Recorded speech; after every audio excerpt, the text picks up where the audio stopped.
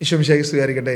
അപ്പസ്തോല പ്രവൃത്തി 1-ാം അധ്യായം മുതൽ വായിച്ച് അപ്പസ്തോലന്മാരുടെ പ്രവൃത്തിയും നമ്മളുടെ പ്രവൃത്തിയും ഇന്നത്തെ ക്രിസ്തീയ സമൂഹം എന്ന് അഭിമാനിക്കുന്ന നമ്മളുടെ പ്രവൃത്തിയും കൂടെ ചിന്തിച്ച് മുന്നോട്ട് പോകുന്ന ഒരു സെഗ്മെൻറ്റിലാണ് നമ്മളായിരിക്കുന്നത്. പ്രിയമുള്ളവരെ, അപ്പസ്തോല പ്രവൃത്തി അതിൻ്റെ 1-ാം അധ്യായം അതിൻ്റെ 10ഉം 11ഉം വാക്യങ്ങളാണ് നമ്മളിന്ന് വായിക്കുകയും വിശകലനം ചെയ്യുകയും ചെയ്യുന്നത്. 10-ാം വാക്യം: അവൻ ആകാശത്തിലേക്ക് പോകുന്നത് അവർ നോക്കി നിൽക്കുമ്പോൾ വെള്ളവസ്ത്രം ധരിച്ച 2 പേർ അവരുടെ മുൻപിൽ പ്രത്യക്ഷപ്പെട്ടു. പറഞ്ഞു, അല്ലയോ ഗലീലിയരെ, നിങ്ങൾ ആകാശത്തിലേക്ക് നോക്കി നിൽക്കുന്നതെന്ത്? നിങ്ങളിൽ നിന്നും സ്വർഗത്തിലേക്ക് സംഭവിക്കപ്പെട്ട യേശു സ്വർഗത്തിലേക്ക് പോകുന്നതായി നിങ്ങൾ കണ്ടതുപോലെ തന്നെ തിരിച്ചു വരും. ഇന്ന് ജനം മുഴുവൻ ആകാശത്തിലേക്ക് നോക്കിയിരിക്കുന്ന ഒരവസ്ഥയാണോ, അതെയോ വിഗ്രഹത്തിലേക്ക് നോക്കിയിരിക്കുന്ന അവസ്ഥയാണോ? കാരണം നമുക്ക് യേശുവിനെ ആ ഫിസിക്കൽ രീതിയിൽ തന്നെ കാണണമെന്നൊരാഗ്രഹത്തിലാണ് നമ്മൾ മുന്നോട്ട് പോകുന്നതെന്ന് കഴിഞ്ഞ വീഡിയോയിലൂടെ നമ്മൾ വ്യക്തമായിട്ട് പരിശോധിക്കുകയും മനസ്സിലാക്കുകയും ചെയ്തതാണ്. പ്രിയമുള്ളവരെ, നമ്മൾ മനസ്സിലാക്കുക, ദൈവം വീണ്ടും തിരിച്ചു വരും. നിങ്ങൾ ആകാശത്തിലേക്ക് ഇങ്ങനെ വാ തുറന്ന് നോക്കിയിരിക്കേണ്ട, പകരം നിങ്ങൾ എവിടെ നോക്കണമെന്ന് കൃത്യമായിട്ട് പറയുന്നുണ്ട്. അത് യേശു പറഞ്ഞിട്ടുണ്ട് നമ്മളോട്. യേശു നമ്മളോട് പറഞ്ഞത് നിങ്ങൾ എവിടെ നോക്കണം? പരിശുദ്ധാത്മാവിനെ നിങ്ങൾ സ്വീകരിക്കണം. നിങ്ങൾ ഒരുക്കമുള്ളവരായി പരിശുദ്ധാത്മാവിൻ്റെ ശക്തി സ്വീകരിച്ച് ഉന്നതങ്ങളിൽ ലഭിക്കുന്ന കൃപ സ്വീകരിച്ച് നിങ്ങൾ മുന്നോട്ട് പോകണം. മത്തായി സുവിശേഷം അതിൻ്റെ 28-ാം അധ്യായത്തിൽ യേശു അവരുടെ മുൻപിൽ പറഞ്ഞ ഒരു കാര്യത്തെക്കുറിച്ച് യേശു അവരെ സമീപിച്ച് അരുളി ചെയ്തു, സ്വർഗത്തിലും ഭൂമിയിലുള്ള എല്ലാ അധികാരവും എനിക്ക് നൽകപ്പെട്ടിരിക്കുന്നു. ആകയാൽ നിങ്ങൾ പോയി എല്ലാ ജനതകളെയും ശിഷ്യപ്പെടുത്തുവിൻ. പിതാവിൻ്റെയും പുത്രൻ്റെയും പരിശുദ്ധാത്മാവിൻ്റെ നാമത്തിൽ അവർക്ക് ജ്ഞാനസ്നാനം നൽകുവിൻ. ഞാൻ നിങ്ങളോട് കൽപ്പിച്ചവയെല്ലാം അനുസരിക്കുവാൻ അവരെ പഠിപ്പിക്കുവിൻ. യുഗാന്തം വരെ ഞാൻ നിങ്ങളോട് കൂടെ ഉണ്ടായിരിക്കും. യേശു പറഞ്ഞത് യുഗ അന്ത്യം വരെ, അവസാനം വരെ ഞാൻ നിങ്ങളോട് കൂടെ ഉണ്ടായിരിക്കും. അപ്പോൾ നമ്മൾ ചിന്തിക്കുക, കർത്താവേ, നീ എല്ലാ ദിവസവും ഞങ്ങളുടെ കൂടെ ഉണ്ടായിരിക്കും, ലോകാവസാനം വരെ, യുഗത്തിൻ്റെ അന്ത്യം വരെ നീ ഉണ്ടാവുമെന്നുള്ള പറഞ്ഞേ. എന്നിട്ട് നീ ഉന്നതങ്ങളിലേക്ക് സംഭവിക്കപ്പെട്ടു പോയി. ഇനി ഞങ്ങൾ ആരെ കാത്തിരിക്കണം, ഞങ്ങൾ ആരെ പ്രതീക്ഷിച്ചിരിക്കണം എന്ന് ചോദിക്കുമ്പം, അല്ലെങ്കിൽ ഒരു ചിന്ത നമ്മുടെ ഹൃദയത്തിൽ വന്നാൽ യേശു വ്യക്തമായ അതിന് മറുപടി നമുക്ക് നൽകിയിട്ടാണ് പോയിരിക്കുന്നത്. കാരണം അപ്പസ്തോല പ്രവൃത്തി നമ്മൾ 1-ാം അധ്യായം 6, 7, 8 വാക്യങ്ങൾ നമ്മൾ വായിക്കുമ്പോഴും നമ്മൾ മനസ്സിലാക്കുന്ന കാര്യമുണ്ട്. ഉന്നതങ്ങളിൽ നിന്ന് ശക്തി നിങ്ങൾക്ക് ലഭിക്കും, ഒരു പരിശുദ്ധാത്മാവെന്ന ദാനം നിങ്ങൾക്ക് ലഭിക്കും. ഞാൻ പോയി കഴിഞ്ഞാൽ ഞാനൊരു സഹായകനെ നിങ്ങൾക്ക് വേണ്ടി അയച്ചു തരും. എന്നെ പോലെ തന്നെ നിങ്ങളെ നടത്തുന്ന ഒരു സഹായകനായ പരിശുദ്ധാത്മാവിനെ ഞാൻ നിങ്ങൾക്ക് അയച്ചു തരും. പിതാവ് നിങ്ങൾക്ക് അയച്ചു തരുമെന്നും പുത്രൻ പറയുന്നുണ്ട്. അപ്പോൾ വ്യക്തമായിട്ട് ദൈവം നമുക്ക് നൽകിയിരിക്കുന്ന വാഗ്ദാനമാണ് പരിശുദ്ധാത്മാവ് എന്ന സഹായകൻ എന്ന വാഗ്ദാനം. യേശു പറഞ്ഞു, ഞാൻ യുഗാന്തം വരെ നിങ്ങളോട് കൂടെ ഉണ്ടായിരിക്കുമെന്ന് യേശു പറയുമ്പം, ഞാൻ നിങ്ങളെ കൈവിട്ടിട്ടല്ല പോകുന്നത്, ഞാൻ നിങ്ങളെ കൈവെടിഞ്ഞിട്ട് നിങ്ങളെ ഒറ്റയ്ക്കാക്കിയിട്ട് ഞാൻ പോകുന്നില്ല. പകരം ഞാനൊരു സഹായകനെ നിങ്ങളുടെ മേലെ അയക്കുന്നുണ്ട്. ഞാൻ തന്നെയാണ് ആ പരിശുദ്ധാത്മാവ്, അല്ലെങ്കിൽ ദൈവം, പിതാവ്, പുത്രൻ, പരിശുദ്ധാത്മാവ്, ത്രിയേക ദൈവം, ഏകസത്യ ദൈവത്തെ തന്നെയാണ് അവിടെ വെളിപ്പെടുത്തുന്നത്. പലപ്പോഴും നമ്മൾ ചിന്തിക്കുന്നുണ്ട് 3 ദൈവങ്ങളാണോ നമ്മൾ ആരാധിക്കുന്നത്? അല്ല, ഏകസത്യ ദൈവത്തെയാണ്. ആ ഏകസത്യ ദൈവം പിതാവ്, പുത്രൻ, പരിശുദ്ധാത്മാവ് എന്ന ട്രിനിറ്റിയാണ് ഏകസത്യ ദൈവം. ആ ട്രിനിറ്റി അത് ഏകമായിരിക്കുന്നത് എങ്ങനെയാണെന്ന് പലരുടെയും ചിന്തയിൽ ആകുലപ്പെട്ടുന്ന കാര്യമാണ്. എന്നാൽ വ്യക്തമായിട്ട് യേശു അത് വെളിപ്പെടുത്തി, ഞാൻ പോയാലും ഞാനൊരു സഹായകനെ നിങ്ങൾക്ക് അയക്കും. എന്നിട്ട് അതേ യേശു തന്നെ പറഞ്ഞു, ഞാൻ എപ്പോഴും നിങ്ങളുടെ കൂടെ ഉണ്ടായിരിക്കും. അപ്പം യേശുവിൻ്റെ ആത്മാവ് നമ്മുടെ കൂടെയുണ്ട്. വ്യക്തമായിട്ട് പറയുക, പരിശുദ്ധാത്മാവ്, യേശു ക്രിസ്തുവിൻ്റെ ആത്മാവ്, ദൈവത്തിൻ്റെ ആത്മാവ്, ആത്മാവ് നമ്മുടെ കൂടെ ഉണ്ടെങ്കിൽ ദൈവം നമ്മളെ നടത്തുക. നിങ്ങളൊന്നും കൊണ്ട് ആകുലപ്പെടേണ്ട. എന്നിട്ടൊരു വാഗ്ദാനം കൂടി പറയുകയാണ്, യേശു പോയതുപോലെ തന്നെ തിരിച്ചു വരും. നിങ്ങളാരും വിഷമിക്കണ്ട. അവൻ വാനവേഗങ്ങളിലാണ് പോയതെങ്കിൽ അവൻ വാനവേഗങ്ങളിൽ നിങ്ങളെ കൂട്ടിക്കൊണ്ടു പോകാൻ വരുന്നൊരു ദിവസമുണ്ട്. സ്തെഫാനോസ് ഉന്നതങ്ങളിലേക്ക് നോക്കിയപ്പം സ്വർഗം തുറന്നിരിക്കുന്നതും ദൈവത്തിൻ്റെ വലതുഭാഗത്ത് ക്രിസ്തു ഇരിക്കുന്നത് കണ്ടു. കാരണം സ്തെഫാനോസിനെ കൂട്ടിക്കൊണ്ടുപോകാൻ വന്നതാ. സ്തെഫാനോസ്, നീ പോരെ, നീ ധൈര്യമായിട്ട് പോരെ, നിന്നെ കൂട്ടിക്കൊണ്ടുപോകാൻ ഞാനിവിടെ റെഡിയാണെന്ന് പറഞ്ഞുകൊണ്ട് സ്തെഫാനോസിനെ കൊണ്ടുപോകുന്ന ഒരു ദൈവത്തെ നമുക്കവിടെ കാണാൻ പറ്റും, വളരെ കൃത്യമായിട്ട്. അത്രയും വാഗ്ദാനങ്ങളിൽ വിശ്വസ്തനാണ് നമ്മുടെ കർത്താവായ യേശു ക്രിസ്തു. കാരണം സ്തെഫാനോസ് ഉന്നതങ്ങളിലേക്കാണ് നോക്കിയത്, അവൻ മുകളിലേക്ക് നോക്കിയപ്പോഴത് കണ്ടത്. അങ്ങനെ ഓരോ വ്യക്തിയെയും കൊണ്ടുപോകാൻ ക്രിസ്തു വരുമെന്ന് വ്യക്തമായി നമുക്ക് ഉറപ്പ് വേണം. യേശു നമ്മളെ കൊണ്ടുപോകാൻ ഉറപ്പായും വരും, അതിൽ യാതൊരു മാറ്റവുമില്ല. യേശു നമ്മളെ കൊണ്ടുപോകാൻ വന്നിരിക്കും. യേശു ക്രിസ്തുവിൻ്റെ 2-ാം വരവ് അത് വാനവേഗങ്ങളിലായിരിക്കുമെന്ന് അപ്പസ്തോല പ്രവൃത്തിയിൽ വ്യക്തമായിട്ട് നമ്മളോട് വെളിപ്പെടുത്തിയിട്ടുണ്ട്. എന്നാൽ 2005 യേശു വീണ്ടും ഈ ഭൂമിയിൽ ഒരു മനുഷ്യൻ്റെ ഏതോ ഒരു സ്ത്രീയുടെ ഉദരത്തിൽ വീണ്ടും പിറന്നു എന്ന് പറഞ്ഞുകൊണ്ട് പ്രചരിപ്പിക്കുന്ന എംപറർ എമ്മാനുവൽ പോലുള്ള കൾട്ട് പ്രസ്ഥാനങ്ങൾ നമുക്ക് ചുറ്റുമുണ്ട്. ഇവരെല്ലാം ഒരു കാലത്ത് കത്തോലിക്കരായിരുന്നു. ഇന്ന് എംബറൽ എമ്മാനുവലിലുള്ള ലക്ഷക്കണക്കിന് വിശ്വാസികളെല്ലാവരും ഒരു കാലത്ത് കത്തോലിക്ക വിശ്വാസത്തിലായിരുന്നു. ഇന്നും അവരുടെ പ്രധാനപ്പെട്ട ലക്ഷ്യവും അവരുടെ പ്രധാനപ്പെട്ട എയിമും അവരേറ്റവും കൂടുതൽ പ്രവർത്തിക്കുന്നതും ഇതേ കത്തോലിക്ക വിശ്വാസികളുടെ നടുവിൽ തന്നെയാണ്. ഈ കഴിഞ്ഞ ദിവസവും എൻ്റെ ഭവനത്തിൽ 3 യുവാക്കൾ വന്ന് കയറിയിരുന്നു. ട്രിവാൻഡ്രത്താണ് അവരുടെ വീടെന്ന് പറഞ്ഞു. അവർ മലയാറ്റൂർ പോയിട്ടാണ് വരുന്നതെന്ന് പറഞ്ഞു. പ്രാർത്ഥന കാര്യം എന്തെങ്കിലും ഉണ്ടോ എന്ന് ചോദിച്ചു. സാധാരണ എംബറൽ എമ്മാനുവലിൻ്റെ കൈകളിൽ അവരുടെ ഒരു ടാഗ് ഉണ്ടാവും, ഒരു ചുമപ്പും മഞ്ഞയും നീലയും ഒക്കെ കളറുള്ള ഒരു ടാഗ് ഉണ്ടാവും. ദൈവവചനമായിരിക്കും ആ ടാഗിലുള്ളത്.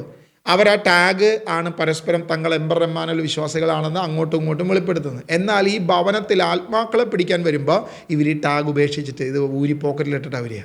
കാരണം നമ്മൾ കണ്ടുപിടിക്കും എന്നുള്ളത് കൊണ്ട്. എന്നിട്ട് അവർ വന്നിട്ട് പറയും, ഞങ്ങൾ മാതാവിനോട് പ്രാർത്ഥിക്കുന്നവരാണ്, ഞങ്ങൾ മരിയൻ പ്രാർത്ഥന കൂട്ടായ്മയാണ്, നിങ്ങൾക്ക് എന്തെങ്കിലും പ്രാർത്ഥന വിഷയമുണ്ടോ, ഞങ്ങൾ പ്രാർത്ഥിക്കാമെന്ന് പറയും. ഇവരൊരിക്കലും തങ്ങളുടെ എംബറൽ എമ്മാനുവൽ എന്ന ആ ഒരു ഐഡിയ അവർ വെളിപ്പെടുത്തത്തില്ല.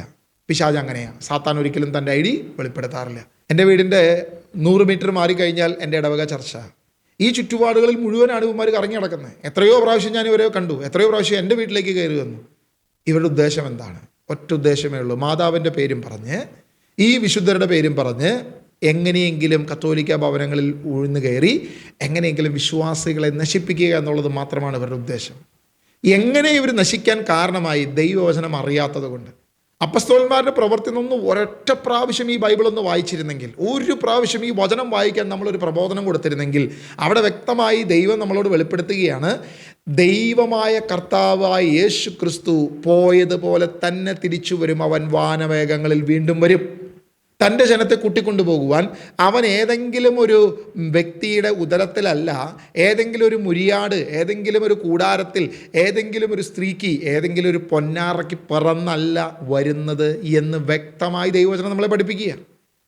അങ്ങനെ ഒരു പൊന്നാറയ്ക്കും ക്രിസ്തുവിനെ ഈ ഭൂമിയിൽ വീണ്ടും വരുത്തേണ്ട ആവശ്യമില്ല. കാരണം അവൻ്റെ ഒന്നാം വരവ് സകല മനുഷ്യൻ്റെ രക്ഷയ്ക്ക് വേണ്ടി കാൽവരിയിൽ ക്രൂശിതനായി അവൻ രക്ഷയെ പൂർത്തീകരിച്ച് എല്ലാം പൂർത്തിയായി എന്ന് പറഞ്ഞിട്ട് അവൻ പോയത്. ഇനി ഭൂമിയിൽ രക്ഷയ്ക്ക് വേണ്ടി ഒരു ശരീരത്തിലും അവൻ വരേണ്ടതില്ല എന്ന് തിരിച്ചറിയാൻ ഈ പറയുന്ന കൾട്ട് പ്രസ്ഥാനത്തിനോ ഇതിലേക്ക് പോകുന്ന പാവം കത്തോലിക്കർക്കോ അറിയാതെ പോകുന്നതിൻ്റെ കാരണം, ഈ കഴിഞ്ഞ ദിവസം എൻ്റെ ഒരു സഹോദരൻ, എൻ്റെ ഒരു ആത്മീയ സഹോദരൻ, അവൻ്റെ ആൻറ്റിയുടെ വീട്ടിൽ അവൻ ഈസ്റ്ററിന് മറ്റേ പെസഹ വ്യാഴാഴ്ച പാൽ കുടിക്കാൻ പോയതാണ്. നമ്മുടെ ഇവിടങ്ങളിലൊക്കെ കത്തോലിക്ക ഭവനങ്ങളിൽ അങ്ങനെ ഒരു ചടങ്ങുണ്ടല്ലോ. അതായത് പെസഹായുടെ അന്നത്തെ ദിവസം അപ്പവും പാലും കഴിക്കാൻ പോകുന്നൊരു ചടങ്ങുണ്ട്. അപ്പോൾ ആൻറ്റിയുടെ വീട്ടിൽ ചെന്നപ്പോഴാണ് ആൻറ്റി പാല് വളരെ സന്തോഷകരമായി ആൻറ്റി സ്വീകരിച്ചു, പാലും ഇതൊക്കെ കൊടുത്തു, ഒരു വർത്താനമൊക്കെ പറഞ്ഞു, ഒരു കുടുംബമായിട്ട് ഒരുമിച്ചിരുന്ന് ചർച്ച ചെയ്തപ്പോൾ എന്തോ വിഷയത്തിൽ വന്നു കഴിഞ്ഞപ്പം ആൻറ്റിയുടെ സംസാരത്തിൽ ഇവന് മാത്രം ഒരു സ്പെല്ലിംഗ് മിസ്റ്റേക്ക് തോന്നി.